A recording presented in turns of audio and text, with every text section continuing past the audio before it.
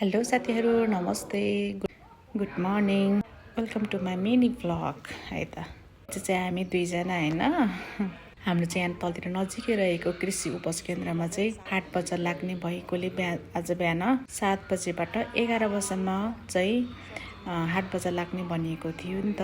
त्यही भएर हामी चाहिँ गयौँ। हेर्नु न ओरतिर त कति राम्रो फुलहरू फुलेको है। त्यहाँदेखि हामी भित्र छिर्यौँ। भित्र छिर्दाखेरि चाहिँ मान्छेहरू चाहिँ एकदमै धेरै आइसक्नु भएको रहेछ। हामीले सोच्यौँ ला सबैजना आइसक्नु भएछ, अब तरकारीहरू जति सबै किनिसक्नु भयो होला, छानिसकेर भन्ने लाग्यो हामीलाई हैन। तर त्यस्तो नभएको रहेछ। यहाँ चाहिँ दुईजना मात्रै व्यापारीहरू आउनु भएको थियो स्थानीय उत्पादन लिएर हैन। अनि त्यसपछिबाट अरू ठाउँ चाहिँ एकदमै खाली के कोही पनि थिएन। यहाँ व्यापारीहरू भन्दा धेरै चाहिँ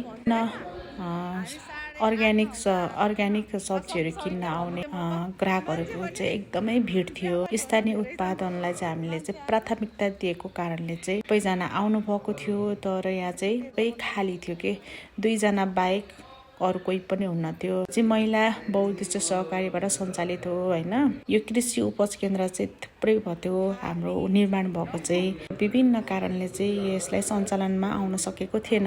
सञ्चालन चाहिँ भर्खरै सुरुवात भएको हैन। तर पनि यहाँ चाहिँ अब आजबाट लाग्ने भनिसकेपछि उहाँहरूले चाहिँ प्री प्लान नगरेको जस्तो देखियो हैन। तर यो चाहिँ हामीलाई अब भर्खर बानी परेको छैन हैन। अब बानी बसाल्दै जान्छ नि त।